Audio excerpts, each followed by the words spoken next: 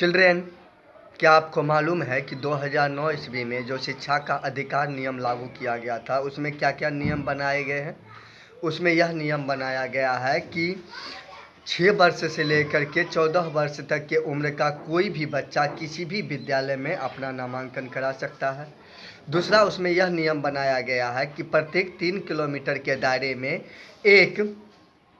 विद्यालय होगा जिसमें वर्ग 1 से लेकर के 8वें वर्ग तक की पढ़ाई की व्यवस्था होगी।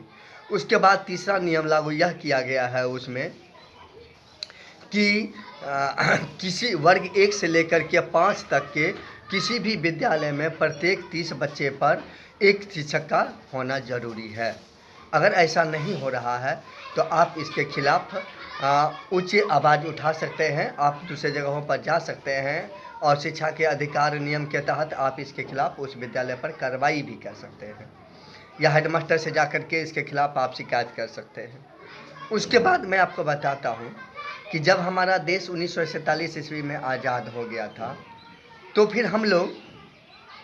हर एक साल गणतंत्र दिवस 26 जनवरी को ही क्यों मनाते हैं। इसका नियम है,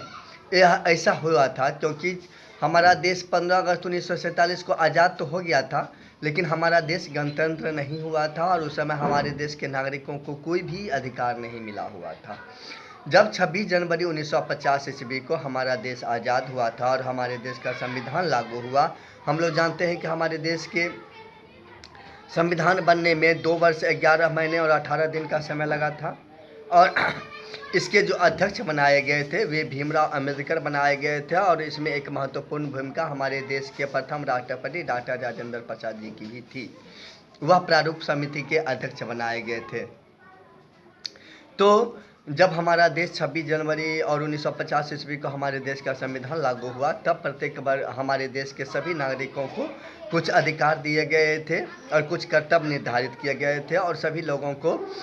वोट देने का अधिकार मिला था। इसीलिए हर साल 26 जनवरी के ही दिन हम लोग गणतंत्र दिवस मनाते हैं। उसके बाद एक छोटी सी बात मैं आप लोगों से कहना चाहूँगा कि देखिए,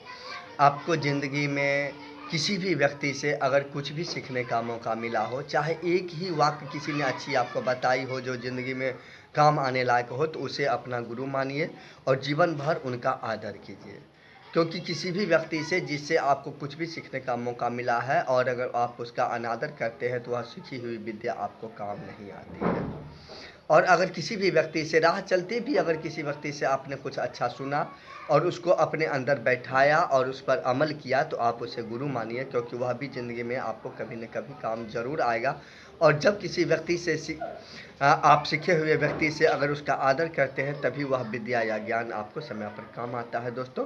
तो आज भर के लिए इतना ही, अगले वीडियो में फिर से मिलते हैं।